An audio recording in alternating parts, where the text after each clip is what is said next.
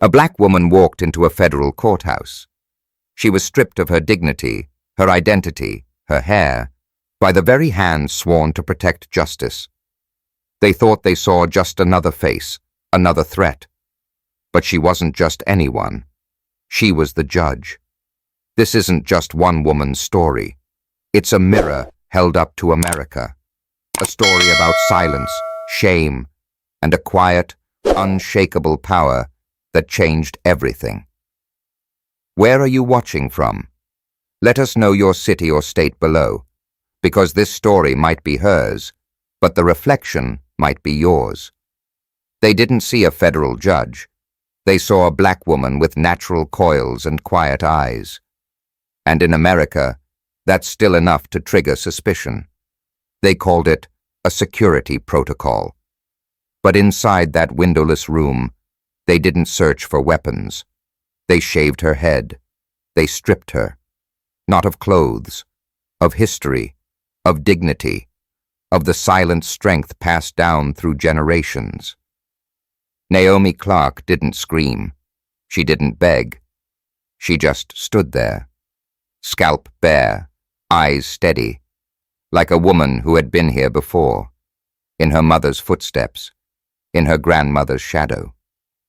She wasn't here to file a complaint. She was here to deliver a sentence. Because the woman they humiliated? She was the judge. And this courtroom was about to learn what justice sounds like when it finally speaks with the voice they tried to silence. Stay with me, because once the robe comes on, the reckoning begins. It was supposed to be just another morning in Jackson, Mississippi, but by the time the sun cleared the courthouse roof, the ground beneath the system had already begun to crack.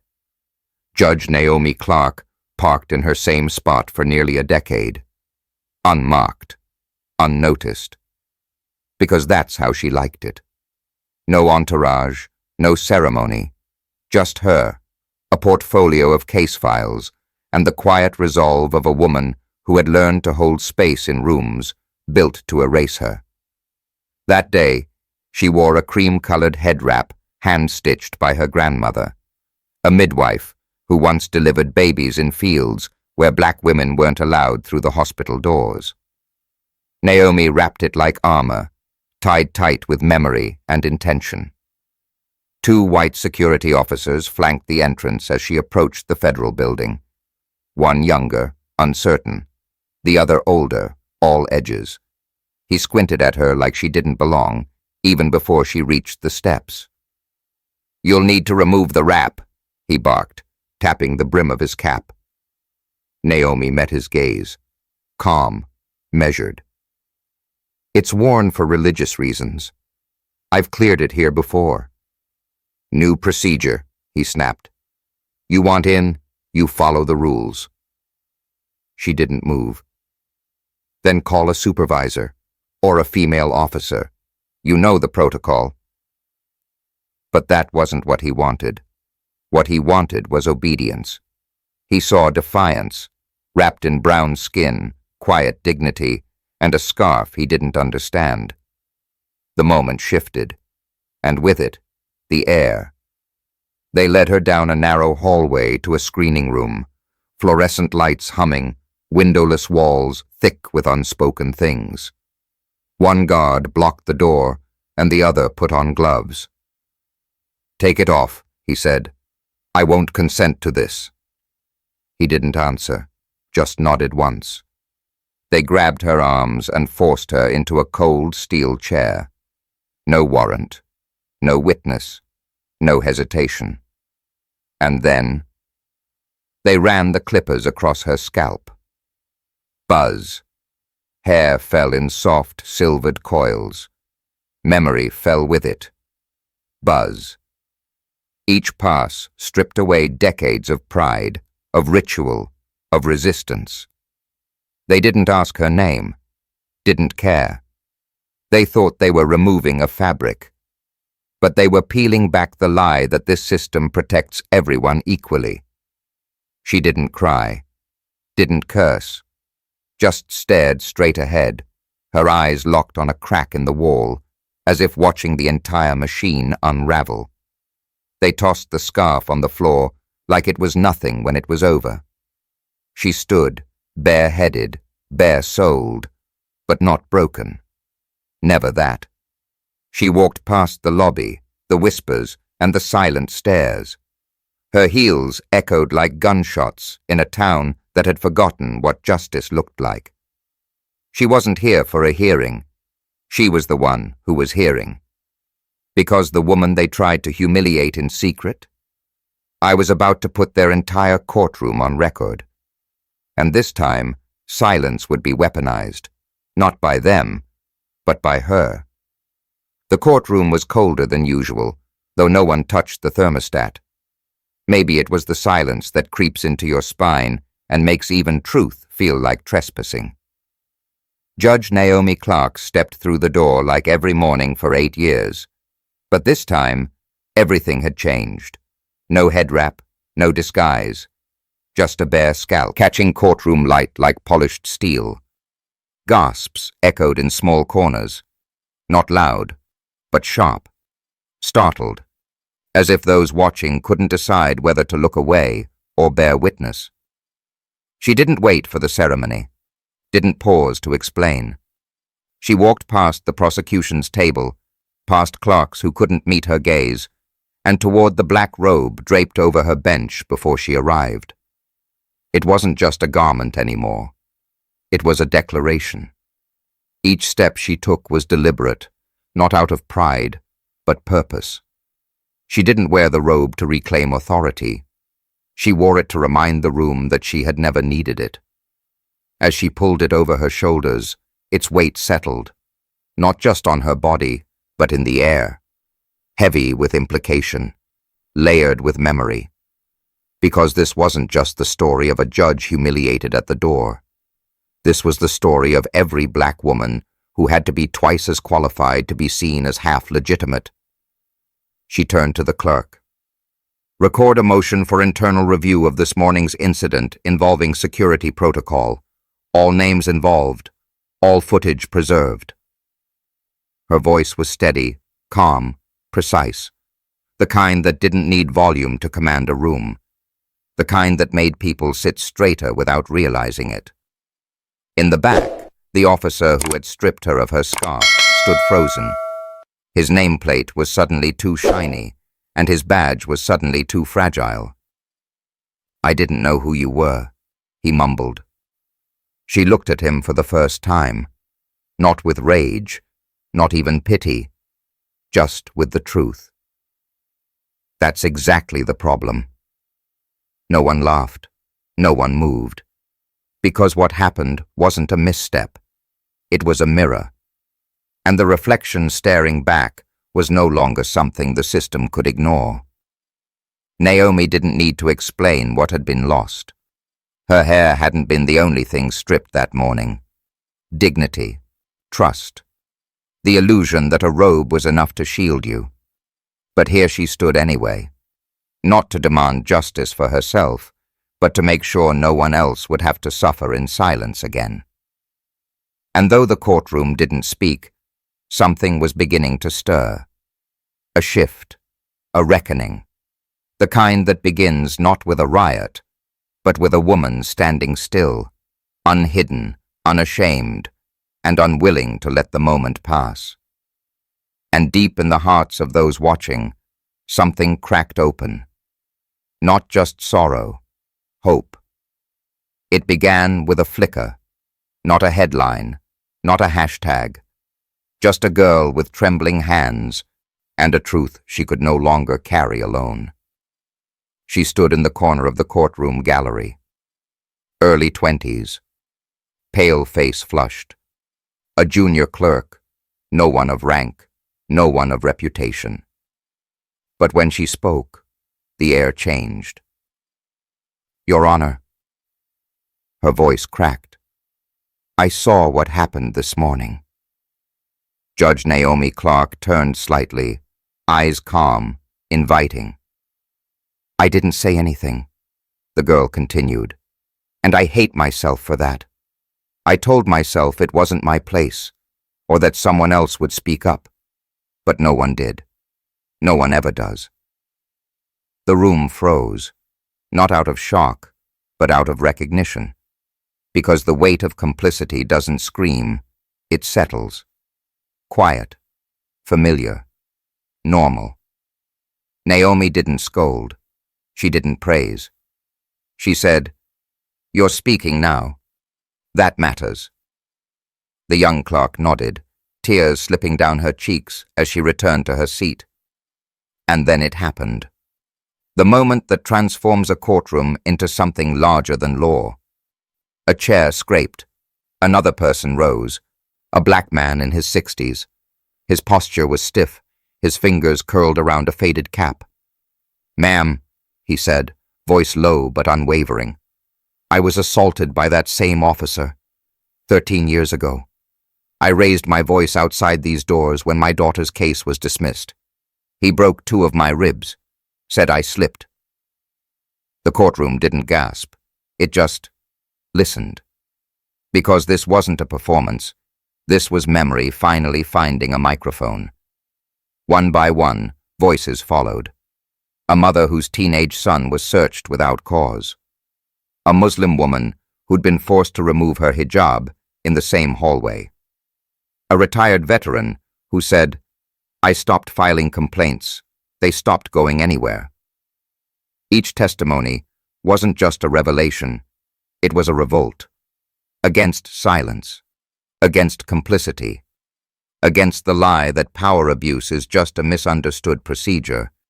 Naomi stayed seated, still as stone, letting each voice rise, not interrupting, not redirecting, just witnessing. Because sometimes justice isn't the gavel. It's the space we hold for truths that have waited too long to be heard. Behind her, the officer, Riley, stood motionless. The badge on his chest didn't shine anymore. It didn't protect him. Not from this. And somewhere in that storm of voices, the courtroom shifted again, not into chaos, into clarity. This was no longer about one woman humiliated at a checkpoint. It was about a community that had been taught to whisper its pain and was now learning to roar. And if anyone doubted that reckoning had arrived, they only needed to look at Naomi Clark. Scarred scalp, steady eyes, not a victim, a vessel. And finally, the truth had found its echo. It wasn't the sound of voices that brought the courtroom to stillness this time. It was a folder, just a plain, sealed manila envelope placed silently in front of Judge Naomi Clark by a federal agent in a dark gray suit, stamped confidential, heavy in her hands. He didn't speak. He didn't need to. She opened it slowly, the paper stiff from years of storage, thick with neglect. Her fingers hesitated, not because she feared what was inside, but because some truths come with a cost, and she could already feel this one pressing against her chest. Inside were 12 years' worth of complaints, some typed, some scrawled in shaky handwriting, some anonymous, some brave enough to sign their names. But every one of them told the same story. Unlawful searches, intimidation, racial profiling, secondary checks that always seemed to include the same people, black, brown, veiled, accented, defiant. At the back of the folder, one letter was paper-clipped separately, a memo. March 2015, typed on federal letterhead, signed by a name she hadn't spoken aloud in years, her mentor. The same judge who once told her, "You belong here. Don't let anyone shrink you." But now, that name sat beneath these words. Officer Riley's methods may be harsh, but he keeps order, especially with certain demographics. Best not to stir up unnecessary review. Naomi read it twice, then a third time. Her hand tightened slightly, just once, before she laid it flat on the bench in front of her. She didn't raise her voice. She didn't shout. Instead, she looked directly at the man who had handed her the folder. "Is this letter verified?" He nodded. "It is, Your Honor. And so are 6 complaint forms signed off under your tenure when you were deputy counsel, all marked reviewed, all closed without action." Naomi's face didn't change, but something inside her did. The courtroom waited, breaths shallow, the silence no longer comforting, but piercing. And then Naomi spoke, her voice measured, soft, and devastating. "Let the record show. This is not only about what was done, but what was dismissed, what was buried, what was ignored." A pause. "And I was once part of that silence." Her admission didn't weaken her. It humanized her. It shattered the myth that justice is blind and revealed what many already knew. It often chooses not to see. But in that moment, she reclaimed her vision, not just for herself, but for every complaint filed and forgotten, for every voice that cracked and was never heard. And then, something remarkable happened. A quiet ripple in the gallery. People straightened, eyes widened, not in judgment, but in recognition. Perhaps silence wasn't weakness if even she had once looked away. It was a wound, and maybe, just maybe, it could heal, but only if it was named. Naomi Clark did not hide from it. She lit it on fire. It began not with a shout, but with a chair. The scrape of wood across marble echoed like thunder in the quiet courtroom. Every head turned. An older black man, stooped, thin, hands calloused from decades of labor, rose to his feet, cap in hand, voice steady as steel. "Deputy Mitchell cracked 2 of my ribs in 2007, he said, eyes fixed on the floor. "Right outside this very courthouse. All I did was raise my voice when they denied my daughter's hearing." He paused, not for drama, but for breath. "They told me I tripped. That's what the report said. I fell on wet concrete. But I remember his boot. I remember the snap." No one moved. Not a rustle of paper. Not a whisper. Just the silence that follows truth when it's been locked away too long. From the front bench, a young woman, clutching a folder to her chest, stood next. Her lips trembled, but her voice did not. "He made me take off my hijab in front of 3 male officers. I was 16. Another man. "He called my son a thug when he was 5. 5. It wasn't a flood at first. It was a slow, steady rise, voice after voice. Pain layered over pain. Some shared names, some didn't, but all spoke the same language, of fear, humiliation, and dignity denied under the pretense of order." Judge Naomi Clark didn't interrupt. She didn't silence the room. She let it build. Because justice doesn't always begin with a gavel. Sometimes it starts in the throats of the wounded. And then, from the back row, came a child's voice. "I wanted to say thank you, Judge." A barely 12-year-old boy stood, red hoodie draped over narrow shoulders. His hands trembled at his sides. "My sister wanted to come today, but she was too scared. She said to tell you. She's not scared anymore." Naomi's heart clenched, not from pity, but from recognition. Because when the next generation starts to believe in the sound of their voice, something breaks, and something begins. She looked out across the courtroom, now transformed. No longer just an audience. It was a congregation, a living, breathing testimony. She stood slowly. The black robe around her shoulders felt heavier now, not as a burden, but as armor. She met their eyes, not as a symbol, but as a witness who had finally, fully joined them. "This space," she said, voice clear, was once a chamber of silence. Today, it becomes a record of truth. No applause followed. Just breathe, just reverence.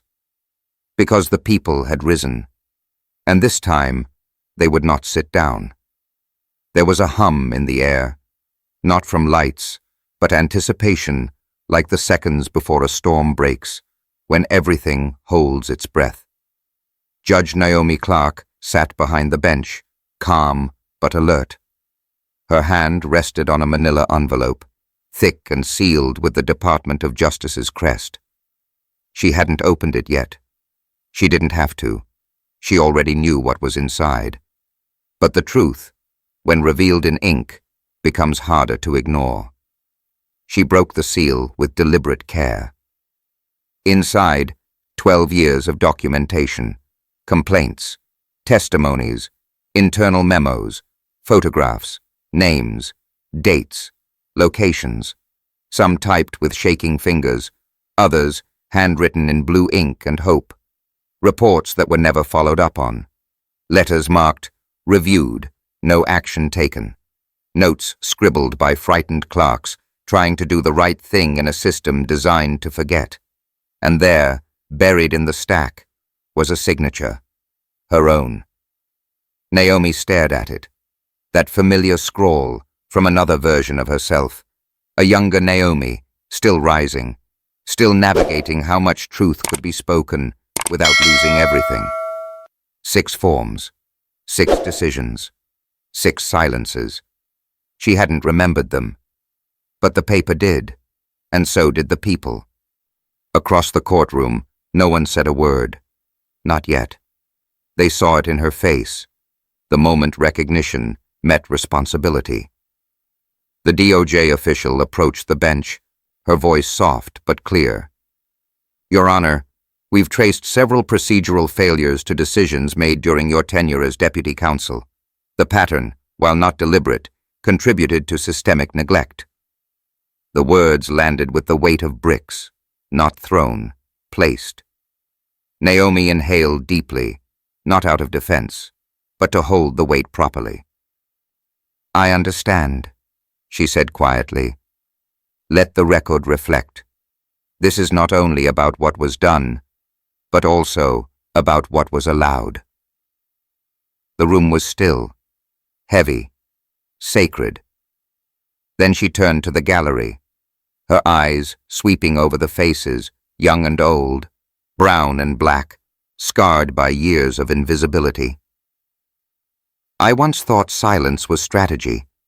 If I stayed quiet, I could stay inside long enough to make a change. But silence doesn't change systems. It fortifies them. She tapped the envelope once, slow and firm.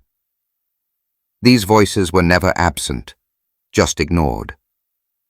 No anger followed, no applause, only stillness, like a field after the first drop of rain, waiting to see if more will come. And then, quietly, a woman in the 3rd row stood. She clutched a copy of her original complaint, yellowed, creased. You signed mine, she said softly. But I'm glad you're listening now. Naomi nodded, not as a judge, but as a witness who had finally joined the trial. And in that moment, the courtroom became more than a place of law. It became a place of reckoning. Because sometimes justice doesn't begin with innocence. It starts with ownership. By the time the verdict was read, no one was looking at the accused anymore. All eyes were on her. Judge Naomi Clark didn't raise her voice. She didn't have to. Her presence spoke louder than volume ever could. She looked across the courtroom, not just at the people who had testified, but those who hadn't. The ones still sitting in shadows. The ones who had never been called, heard, or seen. The court finds the defendant guilty of repeated violations of civil rights, abuse of power, and obstruction of justice, she said. This isn't just a sentence. It's a statement. That no badge, no title, no system built on silence is beyond the reach of accountability.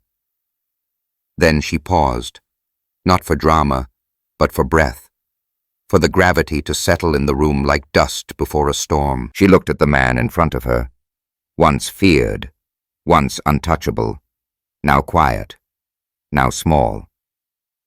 "You spent your career deciding who was worthy of dignity," she said. "But the law is not your weapon. It's everyone's shield, and you bent it, warped it, used it to strip others of the one thing you swore to protect." She leaned forward slightly, her voice softening, not with sympathy, but clarity. "This courtroom isn't a theater for vengeance. It is a mirror, and today, it reflects who we've been and who we choose to become." Then came the sound.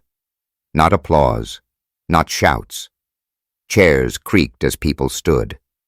First one, then two, then a row, then all. A quiet uprising, reverent, unrehearsed. It was as if I were rising to honor something holy, something long awaited. Among them, a boy no older than 13 raised his hand. Naomi nodded gently.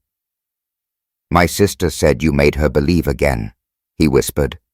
"She used to think no one would ever pay for what they did. But now, she's not afraid." Tears didn't fall. Not yet. But something did shift. Dignity. It passed from one person to another, like a torch. Wordless, sacred.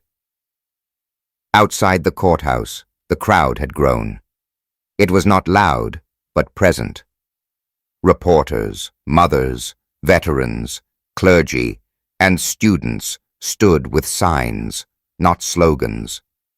Just names, faces, and stories. Inside, Naomi removed her robe, not as a retreat, but as a return. She descended the steps, hair uncovered, eyes wide open, heart bare. She stepped into the sun, not as a symbol, but as a survivor and a leader reborn. As she walked past the marble pillars, one woman reached out, elderly, dark-skinned, hands weathered by decades of protest and prayer. "You didn't just judge," she said. "You remembered." Naomi placed her hand over the woman's. "And I won't forget again." Because justice doesn't end when the gavels fall. It begins when the people rise. It was supposed to be routine. Just another Thursday on the docket. Noise complaints, parking disputes, a minor trespassing case involving a young boy, and an abandoned pool. Nothing worthy of headlines. Nothing, supposedly, that would echo through a nation. But when Judge Naomi Clark walked into courtroom 2B that morning, something in the air shifted. Soft, invisible, but undeniable. You could feel it in the stillness, in how even the bailiff stood taller. In the courtroom, without instruction, rose to its feet, not out of protocol, but out of something older, something deeper. Respect, recognition, resolve. Naomi didn't smile. She didn't perform. She nodded once, adjusted her robe, and sat behind the bench. Her presence was calm, but not quiet. Her very breath seemed to carry the memory of every voice that had once been silenced. Her scalp, still bare from the assault weeks earlier, now looked less like a wound and more like a crown carved from fire.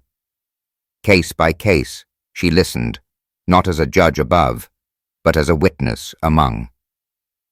Then came the final matter of the day, a civil complaint filed by a resident, Mr. Reggie Latham, 72, a retired railroad worker, black and soft-spoken.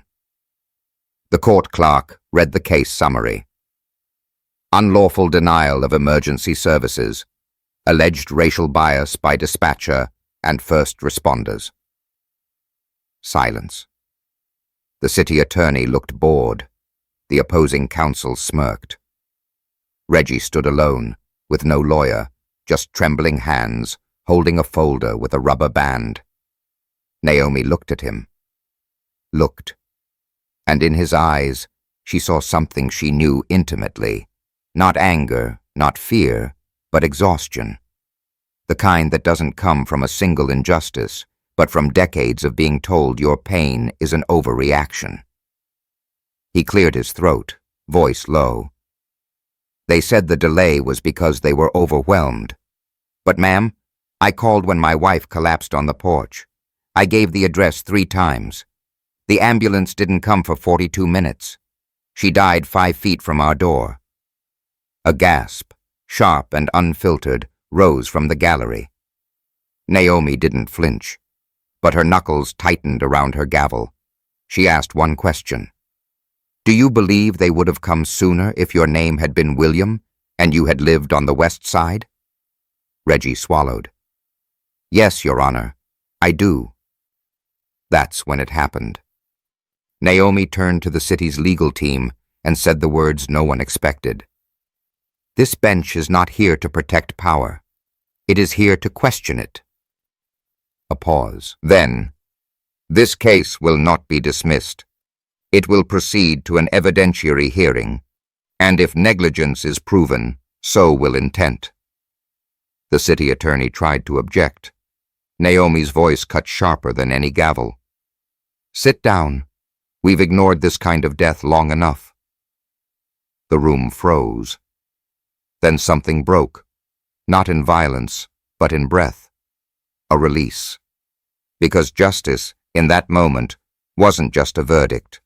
It was the sound of a system being forced to listen, and the beginning of a truth that would no longer wait its turn. Not of people, they had long since gone, but of noise. The kind that fills space without sound. The kind left behind when history shifts by inches, not headlines. Judge Naomi Clark sat alone behind the bench, robe loosened at the collar, scalp bare, eyes steady. Outside, the Charleston sun cast long shadows through the stained glass windows, cutting ribbons of light across the marble floor like stained scars that shimmered instead of bled. On her desk lay a folder, thicker than before. Inside, testimonies, letters, filed complaints, affidavits from towns she'd never stepped foot in, but knew by name because of grief. Each page told a story that used to be too painful to say out loud. Now, they sat stacked, breathing. Her hand hovered above them, not with hesitation, but reverence. A soft knock broke the silence. The hesitant clerk stepped in with a sealed envelope and whispered, From the Office of Civil Rights. They want your signature. They're forming a federal review panel, and they want you to lead it. Naomi didn't answer immediately. She didn't need to. This wasn't about power anymore. This was about legacy. She rose slowly, walked to the window, and looked over the courthouse steps. A small group remained there, not protesters, not reporters, just ordinary, weary people watching. Among them, she saw faces that mirrored her own history. A Muslim woman with her hijab drawn tightly, a Latino father holding his child's hand like a vow, and an older black man standing proud in Sunday best, as if bearing witness was his holy right. Naomi placed the envelope down and reached for her scarf, which they once tore from her. She didn't wrap it to hide. She wrapped it like a flag, like armor, like memory made visible. Then she stepped outside. The crowd didn't cheer. They didn't have to. They parted gently, making way for her as if the ground understood the weight of what she carried. A young girl, no more than 10, looked up at her and asked softly, "Are you the one who made them listen?" Naomi knelt to her level. "No," she said. "I'm the one who made sure they couldn't forget." The girl nodded, eyes wide with something larger than admiration, something like hope. Naomi straightened and turned to the reporters who'd finally arrived. The microphones were raised like arrows, but she didn't flinch. She said, "We don't need a new system. We need a new standard where silence is no longer the safest choice." And then she walked. Not toward cameras, not toward fame, but into the story she had helped rewrite. Because justice, when it's real, doesn't end at the verdict. It echoes, it roots, it lives on, in the hands of those who were once told to sit down, and now, finally, we are ready to stand. The courtroom had emptied for lunch, but the air still held the charge of unspoken truths. Naomi stood near the judge's chamber door, her hand on the knob, about to step inside for a moment of solitude. But a soft voice behind her stopped her cold. "Judge Clark?" She turned. It was the young law intern, Ariana Jones. Barely in her 20s, soft-spoken, with glasses that slid down her nose and eyes that now brimmed with something between shame and resolve. "I saw what happened this morning," Ariana said. Her voice trembled, not with fear, but with the weight of silence breaking. Naomi didn't speak. She waited. "I should have said something," Ariana continued. "When that officer made you take off your scarf, I was right there. I heard it all. I watched it. And I did nothing." There it was. The moment. Not loud, not dramatic, but real. Naomi stepped closer. The door behind her is now forgotten. "Why didn't you?" she asked gently, not accusingly. Ariana hesitated. "Because I was scared. Scared I'd lose my place here. Scared no one would believe me. I told myself it wasn't my fight. But it was. I think I knew that deep down." Naomi studied the young woman. In her, she saw her past, the days she'd kept her head down, thinking silence was survival. "You're wrong about one thing," Naomi said softly. "It wasn't your fight. Until now." Ariana's eyes welled. "I want to make it right. If there's any hearing or review, I want to testify. I want to speak." Naomi gave a small, knowing smile. She placed a hand on the girl's shoulder. "You just did." For a long second, neither moved. Then Naomi turned the knob and opened the chamber door. But before stepping inside, she looked back. "Ariana, don't be ashamed of being quiet, but never waste the chance to use your voice again." The intern nodded slowly. As the door shut behind Naomi, Ariana stood alone in the hallway, but not powerless. Her hands were still trembling, but her spine was straighter. This was no longer just a courthouse. It was becoming a place where silence cracked, and truth began to echo. The courtroom was quieter than usual during the lunch break. No humming printers, no clicking heels, just soft echoes of muted voices outside the hall.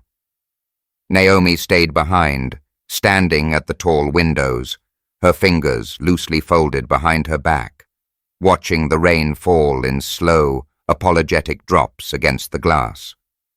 She wasn't thinking of the gavel or the headlines. Her mind had drifted to the past, to herself, barely 24, crossing these very halls as an intern, fearful, invisible. A soft knock pulled her back. Naomi turned. The intern from earlier, the young black woman with the hopeful eyes, stepped inside, shutting the door gently behind her. "Your Honor, She hesitated, voice catching. "Can I speak with you?" Naomi offered a nod. "Of course." The girl stepped closer, wringing her hands. "This morning, I saw everything that they did to you at security. I wanted to say something. I swear I did. But I froze. I just stood there. I didn't know if I had the right, if it were my place. Naomi's face softened, but she said nothing yet. I've been here 3 months. I've heard the whispers. I know the look. I thought I could get through if I kept quiet and kept my head down. But watching them treat you like that, her voice cracked again, and then seeing you step up on that bench like nothing touched you, I've never seen anything more powerful. Naomi stepped forward, placing a gentle hand on the girl's shoulder.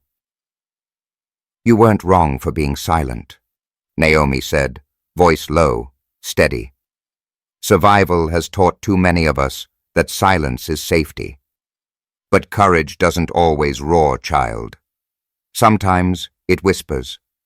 Sometimes it just steps forward. And that's what you're doing now. Tears welled in the intern's eyes. I want to do more. I don't want to be afraid anymore. If there's anything I can help with. Naomi gave a faint smile that carried both weight and hope. Then let's begin with the truth. Not just what we see, but what we carry. I want your statement on record, voluntarily, not as evidence, but as testimony, to the kind of world we're trying to build. The intern stood taller. She wiped her cheeks and nodded firmly. Yes, Your Honor. I'll write it today. Naomi reached for a notepad from her desk and handed it to her. Then write it, not just for me. Write it for the girl you were 3 months ago, and the girl who'll walk in here 3 months from now. The intern took the pad, her grip tightening around it like a baton passed in a relay she hadn't known she was part of until now. As she left the room, Naomi exhaled slowly. One voice had stepped forward. The silence was beginning to break. The soft creak of old benches breaks the heavy silence.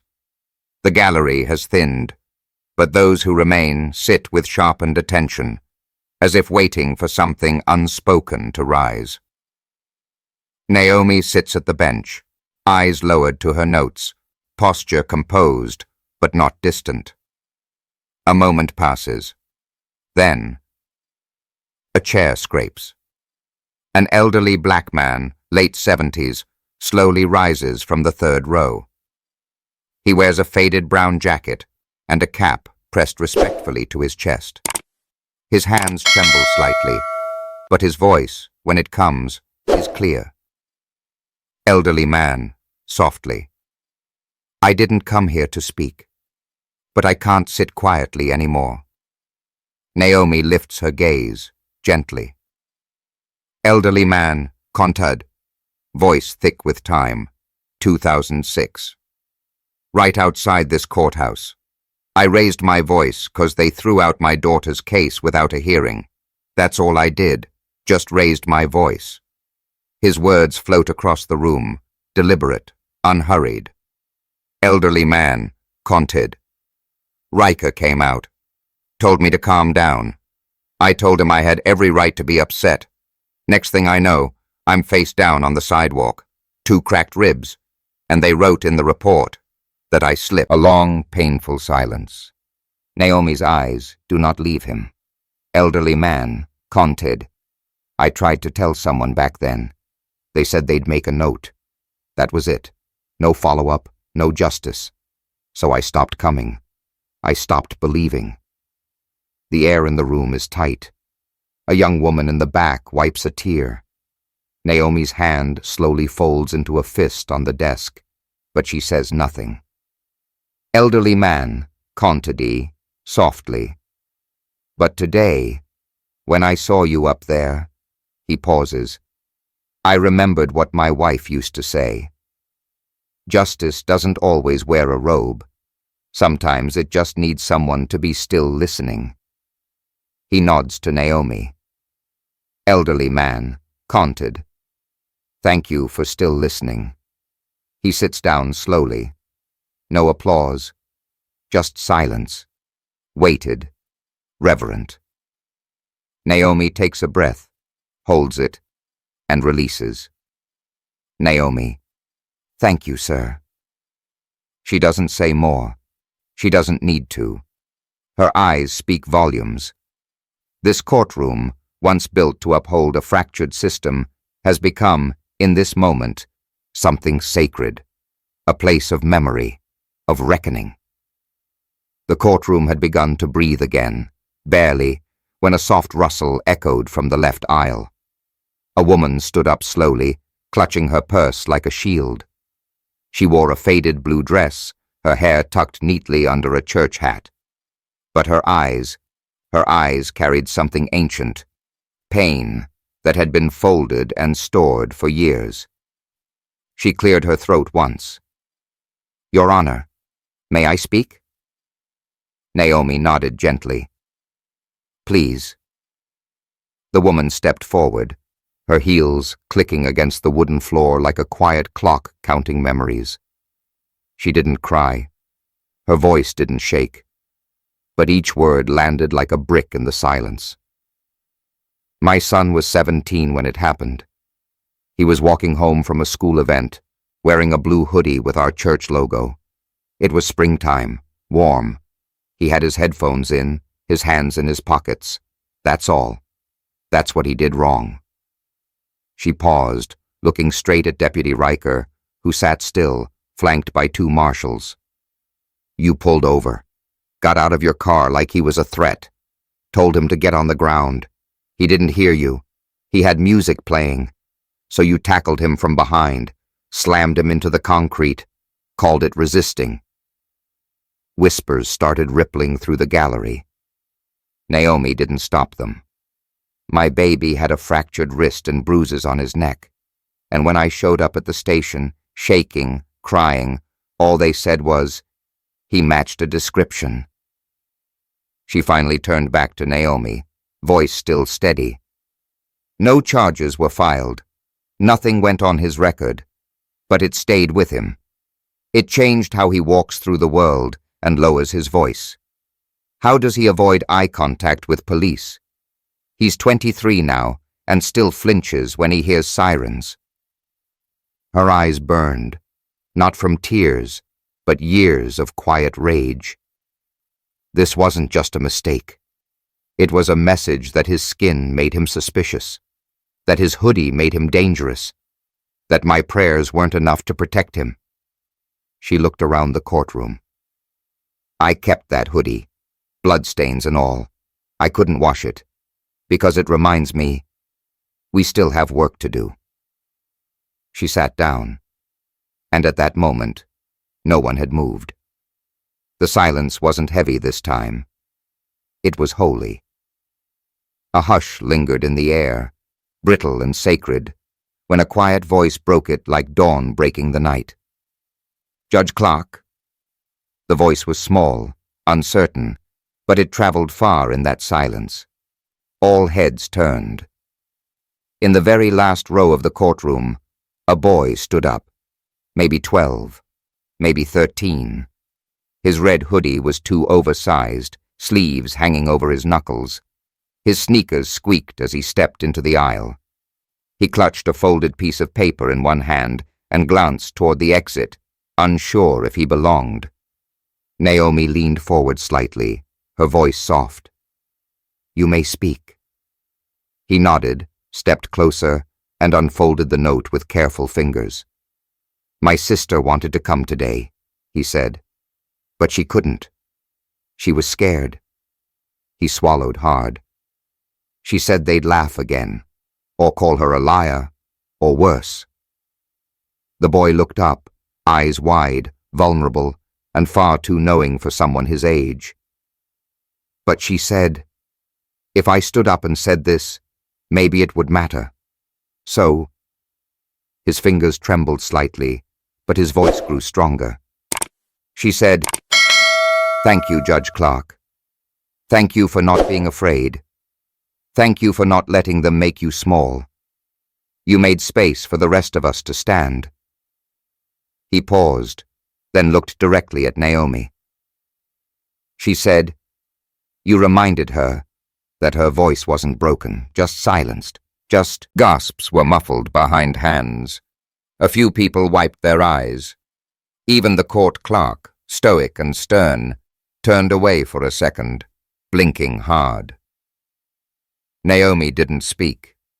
She nodded, slow and deep, a gesture more potent than any verdict. The boy nodded back, walked back to his seat, and sat beside a woman, his mother, perhaps, who pulled him close without a word. And in that moment, the courtroom shifted again. No longer just a place for trials and verdicts, but a place where stories could breathe, where silence gave way to voices, where even a boy in a red hoodie could speak truth to power. The courtroom had barely settled from the boy's quiet declaration when Naomi spoke again, her voice measured, but now carrying a subtle edge. "Clerk Daniels," she said, "please retrieve the sealed records requested from the Department of Justice this morning." A pause. The clerk blinked, then rose and walked quickly to the side chamber. She returned moments later, carrying a thick, yellowing folder, the edges worn, the seal cracked like it had been untouched for years. Naomi took it gently, laid it on the bench before her, and opened it with care, like a casket of memory. The first page was dated nearly a decade ago. 17 documented complaints, Naomi began, all naming the same officer, Deputy Hank Riker, all related to racial profiling, excessive force, and unlawful searches. She flipped the page. 7 of these were dismissed due to lack of evidence. 4 were redirected as internal matters. 3 were filed anonymously and labeled unreliable. 3 more were never followed up. She paused. Not one resulted in formal disciplinary action. The silence returned, but it was a different kind now. Dense, heavy, like truth pressing against every wall in the room. Naomi's hand hovered over one of the pages. She froze. Her voice dipped. "One of these complaints," she turned it around for the court to see, "was reviewed and closed by me." A ripple of breath moved through the gallery. I was a junior counsel then. I told myself it was paperwork, just backlog. I didn't read it. I signed off because my supervisor told me it was standard. She looked up, not at anyone in particular, but at everyone. That boy, the woman in the headscarf, the man with broken ribs, their truths were buried under what we called procedure. Her voice trembled, just once, but she caught it quickly. Justice doesn't die in one blow. It dies slowly, in silence, in apathy, in every unchecked box marked dismissed. Then, Naomi stood. This record will be read into the court in full. Every voice, every date, every name. Because this courtroom was never meant to be a vault for forgotten pain, it was built to hear it. She handed the file to her clerk. "Begin with complaint number 1. And something cracked as the clerk's voice began to echo through the room, name after name, date after date. Not just the case, not just the system, but the air itself. It was the sound of forgetting, being undone. The clerk's voice continued, reading from the sealed file like a slow drumbeat of buried pain. Complaint 14B, submitted March 9th, 2015. Complainant: Ms. Angela Morris. Allegation: unlawful detainment, verbal degradation during courthouse screening. Naomi's breath caught, not visibly, but inward, like a silent thread snapped inside her chest. Reviewed and closed by Assistant Counsel Naomi Clark. The air shifted. Naomi didn't flinch. She reached out, took the page directly from the clerk's hand, and stared at her signature. Neat, efficient, undeniably hers. "I remember this," she said, almost to herself. She wasn't addressing the courtroom anymore. She was addressing the version of herself from 8 years ago. The fresh graduate, eager to prove herself, terrified to stand out, trained to keep her head down and her pen moving. "I skimmed it in under 2 minutes," Naomi continued. "It was the end of the day. My supervisor told me it was a routine miscommunication. I wanted to go home. So, I signed." She paused, holding the paper like it might burn her fingers. "I didn't ask questions. I didn't follow up. I didn't think about what Angela Morris felt when told she was too aggressive for asking to keep her scarf on, or how she was escorted out in front of her daughter. I didn't think about the message my silence sent her." The room was entirely still. "I wasn't a villain," she said, her voice softer now. "But I wasn't innocent either. I was complicit, and it's time I own that." She turned to the gallery, to the citizens who'd watched her bring justice down on others. Sometimes, justice means holding someone accountable, and sometimes it means holding a mirror to your face. She handed the document to the bailiff. "Let it be noted that one of the first missteps in this chain was mine." She sat back, slower than usual. Her shoulders didn't sag. They held the weight, but they held it with purpose. At that moment, Naomi Clark did something rarer than condemnation. She offered the courtroom not just truth, but honesty. And honesty, when spoken aloud by someone in power, is sometimes the loudest revolution of all. The courtroom had not moved. Naomi sat motionless behind the bench, the document she once signed now sealed into the official record like a wound reopened. But it wasn't the shame that held her still. It was the question.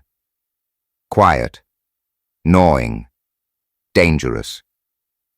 If I failed before, who am I to judge now? She didn't speak it aloud. She didn't need to.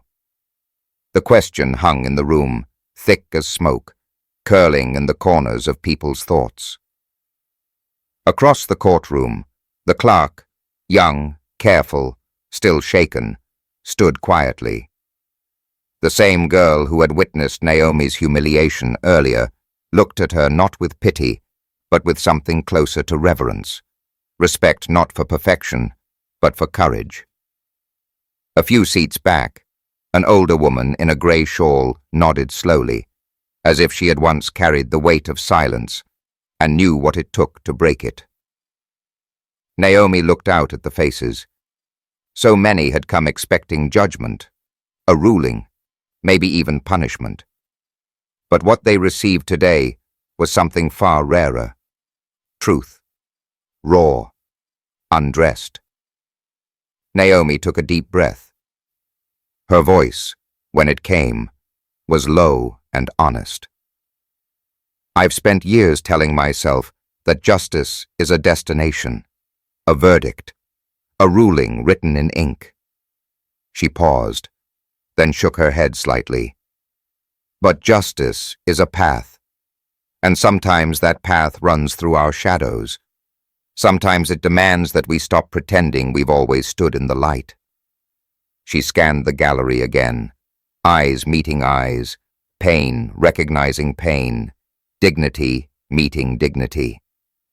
If I ever believed this robe meant I was above correction, I was wrong. But I wear it today not because I am perfect. I wear it because I'm still learning, and because I'm willing to be seen learning, in front of you. There was a hush, not from shock, but from collective release, as if everyone in the room, every marginalized voice, every dismissed story, had been waiting for a moment when someone in power would stop performing and start feeling. Naomi turned to the clerk. Please note, this court recognizes that the pursuit of justice must begin with self-accountability. Let this become precedent. Then she looked forward again, hands folded, no armor left, only honesty. And for the first time since the morning began, Naomi Clark smiled, not out of pride, but out of peace. She had failed once, but today she chose not to fail again. Naomi Clark stood as the room hushed once more. Once heavy with doubt, her black robe moved with purpose as she descended from the bench and stepped onto the courtroom floor. No longer just a judge presiding over a case, she was now facing history itself. Deputy Hank Riker sat under the glare of courtroom lights, the weight of 2 marshals at his side. But even without handcuffs, he looked smaller than before, deflated, like a man realizing too late that silence no longer protected him. Naomi didn't sit. She stood directly across from him, only a few feet away. The same man who had mocked her, stripped her dignity, ignored her presence, now had no choice but to meet her gaze. She didn't raise her voice. She didn't need to. Deputy Riker, she began, her tone calm but edged with iron. You've served in law enforcement for nearly 2 decades. In that time, how many people did you search without cause? How many voices did you silence because you thought they wouldn't be believed? He didn't answer. His jaw clenched, but his eyes betrayed him, darting, avoiding, cornered. You see, Naomi continued, stepping slightly closer, it wasn't just me. I was not your first. I wasn't even your worst. But I was the one who remembered. A soft murmur passed through the courtroom gallery. No outrage, just the stirring of truth. I remembered how you looked at me like I didn't belong, how you pulled that scarf off my head like it was a weapon, how you ran those clippers like you were entitled to strip me of my identity. Riker's eyes flickered. Shame, maybe even fear. And I also remember, she said, quieting, how nobody stopped you. Naomi turned to the crowd behind her, which was now filled with witnesses, survivors, and citizens holding their breath.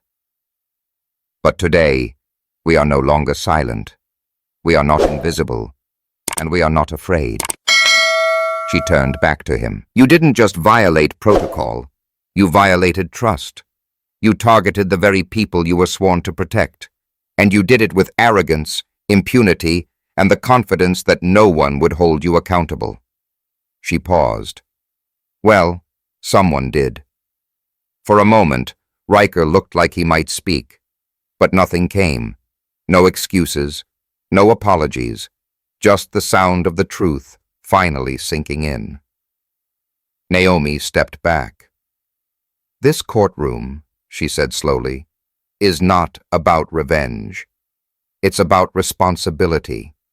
And you, Deputy Riker, will be held to the same standard you denied so many others. She looked to the bailiff. Prepare for sentencing. And as she walked back to the bench, no single eye left her. Justice wasn't blind today. Justice remembered. The courtroom didn't exhale. It held its breath. Judge Naomi Clark adjusted her robe as she sat once more behind the bench. Her eyes didn't go to her notes. They went to the people, the broken, the brave, the silent ones, now awakened. She cleared her throat, but her voice came out steady. This court has reviewed the testimonies, the evidence, and the years of silent suffering buried under bureaucracy and indifference. She glanced at Riker, seated stiffly between the 2 marshals, his jaw clenched, shoulders squared, desperately clinging to the last thread of power he once abused. No uniform, no badge, no title gives you the right to decide whose dignity is disposable, she said. A pause. And yet, for years, that's what you did.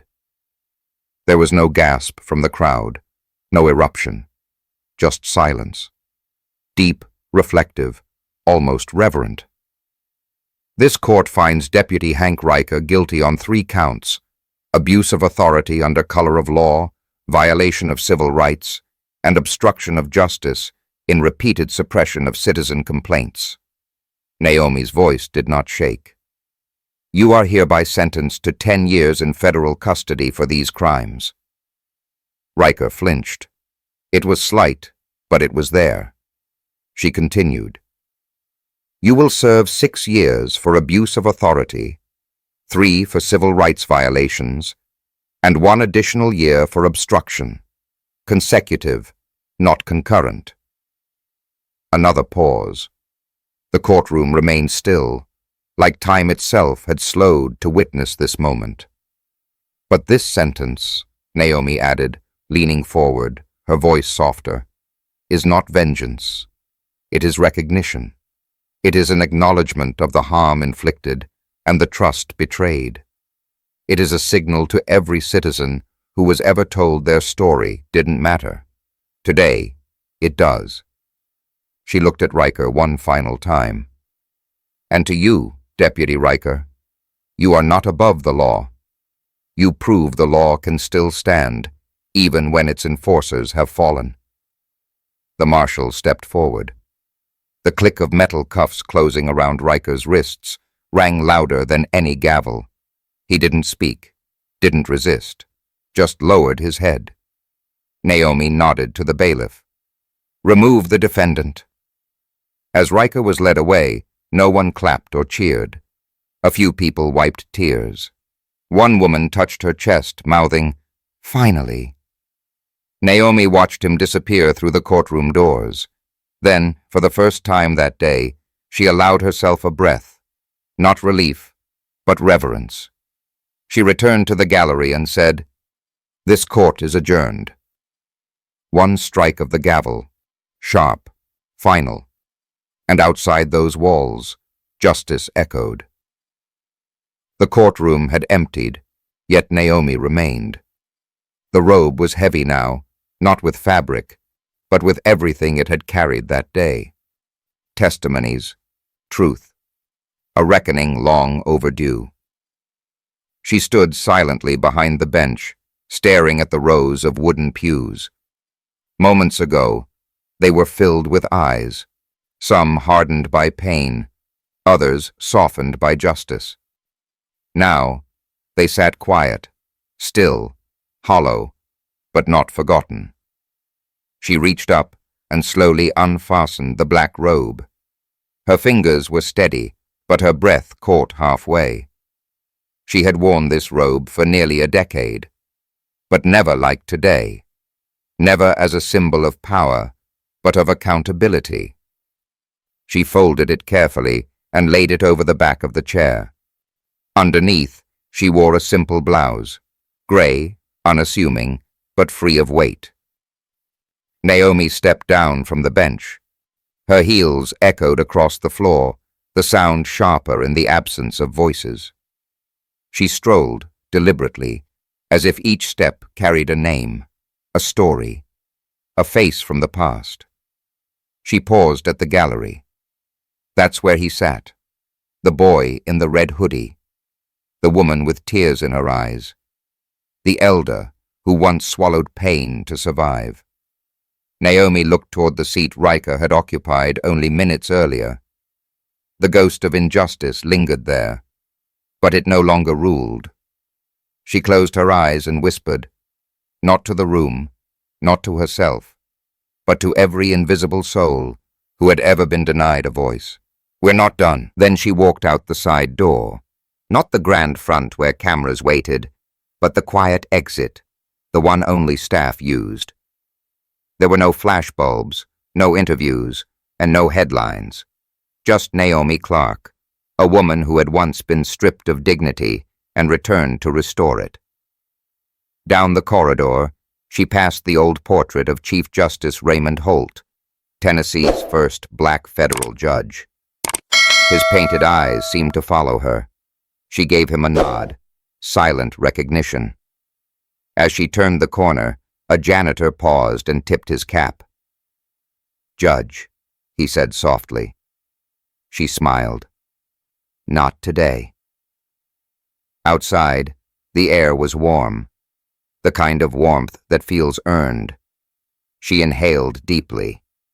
In her hand, she held a worn envelope. Inside, a proposal to return to her old law school and launch a free evening program for community legal empowerment. Not just law, but dignity, humanity, and truth. Naomi looked up at the setting sun. Tomorrow would begin a new trial, not in court, but in the classroom, in living rooms, on sidewalks, in every heart that once believed silence was safer. She walked forward, no robe, no gavel, but still, justice. Langston Law School hadn't changed much. Same weather-worn bricks, same ivy creeping up the western wall, same bell that rang at noon with a crackle in the chime. But for Naomi Clark, walking through those iron gates again after nearly 15 years, everything had changed. She wasn't here to teach law. She was here to teach why the law mattered, and who it often failed. The classroom was tucked behind the campus's community annex, far from the lecture halls where polished professors quoted precedent with detachment. No podiums, just folding chairs, a whiteboard, and a circle. On the door, Justice Workshop, Understanding Bias, Power, and the Law, open to all. Free, no prerequisites, no grades, just truth. Naomi arrived early. She placed a stack of printed packets on each chair. Case studies, historical timelines, reflections on bias in policing and courts, and handwritten quotes from the people who had testified weeks ago in her courtroom. These weren't just teaching materials. They were evidence of a reality most books skipped over. One by one, the students filed in. An older woman who once cleaned the courthouse that Naomi presided over. A teenage boy in a school uniform, quiet but curious. A Latina single mom who had once been denied housing for paperwork issues. 2 black pastors. A police officer, off-duty, arms crossed, listening. Naomi stood in the center of the circle. She wore no robe, no bench, just a worn denim jacket and a plain shirt. Her voice was steady. "Before we talk about justice," she said, "we need to talk about assumptions." She picked up a marker and wrote one sentence on the board. "You do not look like a judge." Then she turned to the room. "How many of you have heard a version of this?" Every hand went up. She nodded. "How many of you believed it? About someone else?" Hesitation. Then again, hands. The conversation didn't erupt. It unfolded. Quiet at first, but raw, unfiltered. Naomi didn't lecture. She listened. She didn't correct. She questioned. They talked about microaggressions, about how fear wears a badge, about how kindness is mistaken for weakness, especially in women of color, about how a hijab, a hoodie, a hairstyle can shift a verdict in the eyes of someone who never learned to see the human first. Naomi shared her story, not the headline version, the real one. The bathroom mirror, the burn of humiliation, the long walk back to dignity. She told them about the boy in the red hoodie, about the woman who whispered, "Thank you," and changed everything. By the end of the night, no one wanted to leave. The police officer lingered. "I thought this would be uncomfortable," he said. "But now I think maybe I was supposed to feel uncomfortable. That's where the work begins, right?" Naomi looked him in the eye. "Exactly." And then, as the last chair scraped across the floor and the room emptied into the Tennessee night, Naomi stayed behind.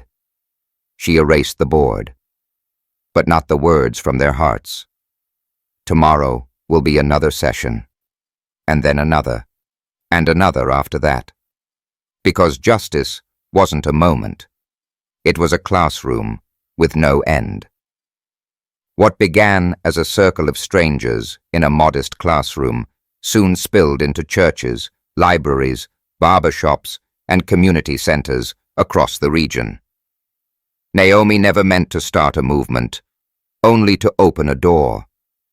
But truth, once spoken, has a way of echoing beyond walls. It started with one woman, Teresa, the single mother who sat in Naomi's first class. A month later, she led a workshop at a laundromat breaking down housing, discrimination, and your rights between spin cycles. Then came Micah, the teen in the school uniform, now organizing Know Your Rights meetups at his high school. He printed flyers using his lunch money, taped them to lockers, and handed them to classmates who never imagined the Constitution had anything to do with them. At the heart of it all was Naomi, not as a savior, but as a gardener, watering, guiding, and stepping back when it was time. One Saturday afternoon, she stood at the edge of a park in Clarksville, watching 200 people gather under a banner that read, "Justice isn't a word, it's a practice."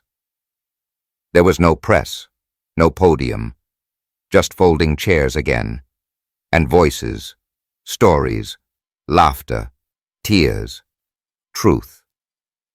An older man spoke of being stopped for driving too slow in the wrong neighborhood.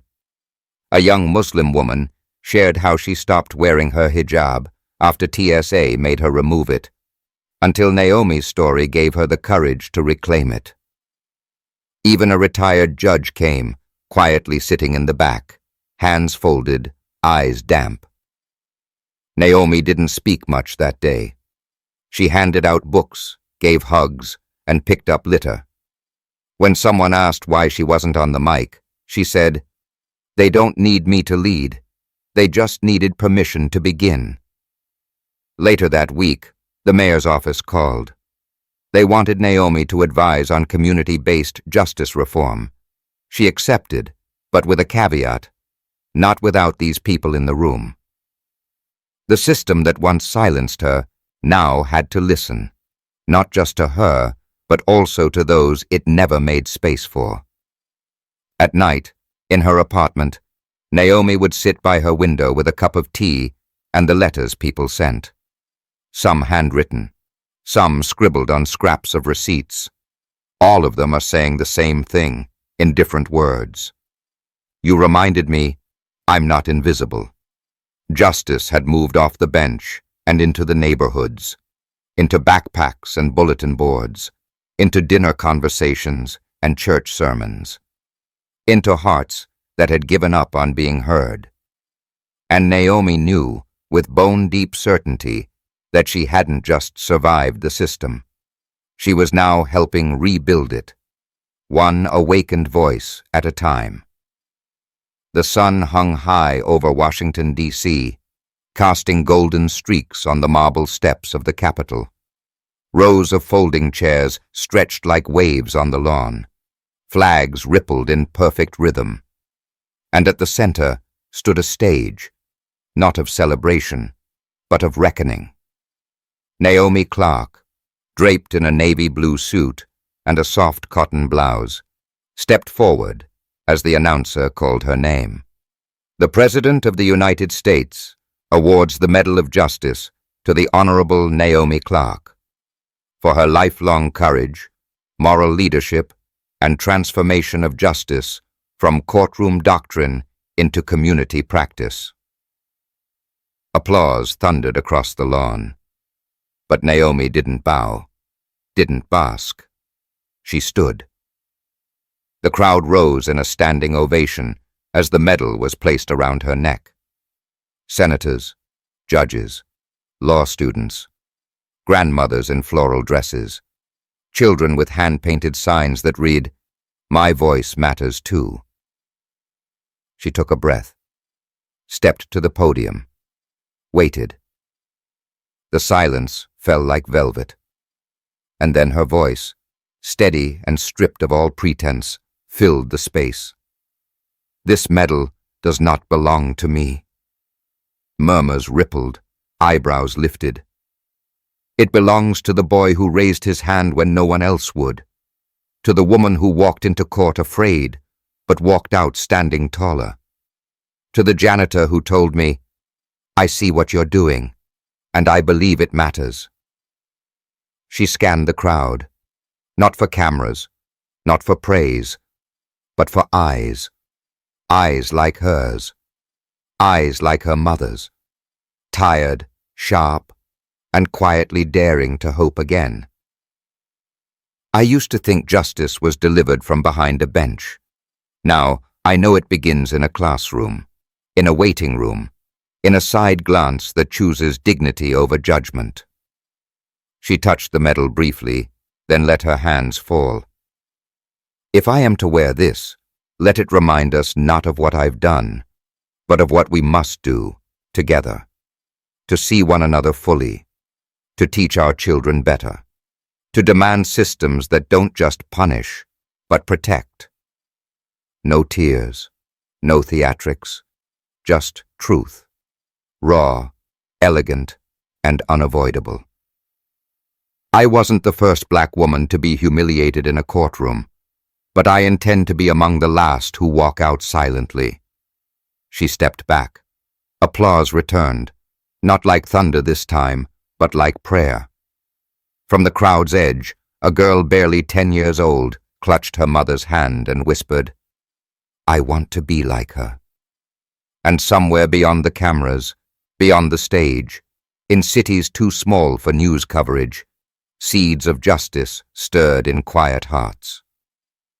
Because when Naomi Clark walked off that stage, she didn't just carry a medal, she carried a mission. And the world felt it. The rusted sign still hung above the gates.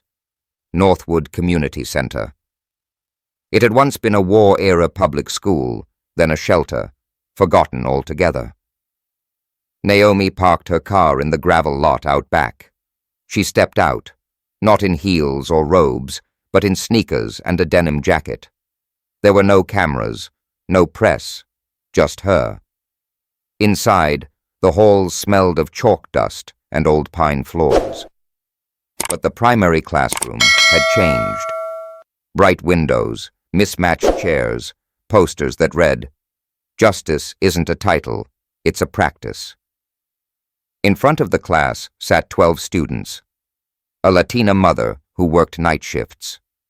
A black teenager has just been released from juvie. A white veteran with PTSD. A hijabi woman raising 3 kids alone.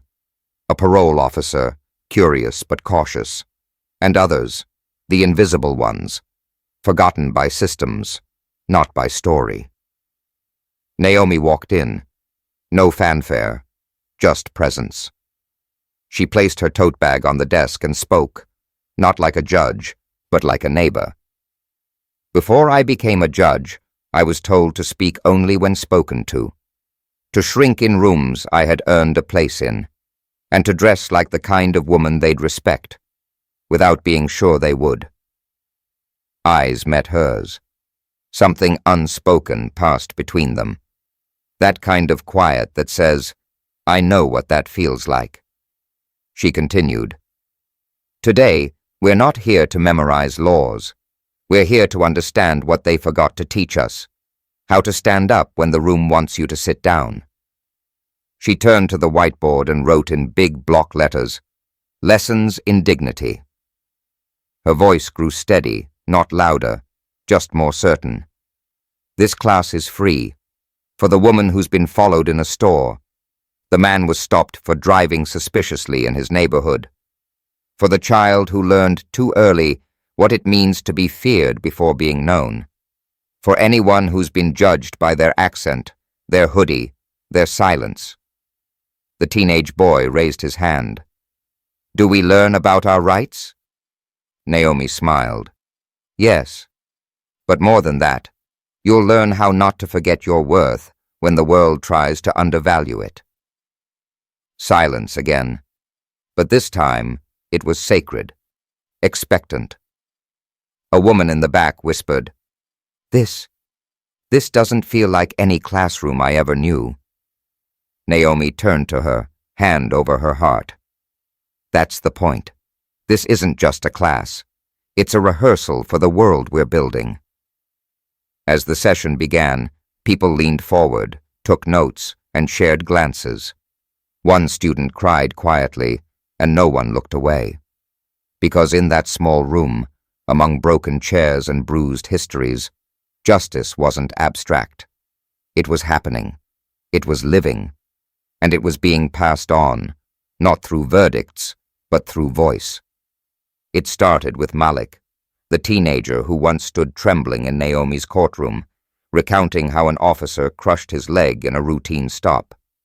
Now he stood at the front of the same community class, sleeves rolled, eyes steady. They told me to shut up, said I was too young to understand the law, but what they meant was, stay afraid. Well, I'm not afraid anymore. The room, once filled with silence, now pulsed with energy. Naomi sat in the back row. She didn't lead this session. She listened. Malik pointed to a diagram he'd drawn on the board. This is what a traffic stop should look like. This is how to stay safe. And this, he tapped his chest, is where your courage lives when they try to take your dignity. Applause broke out. Not polite, not rehearsed. Real.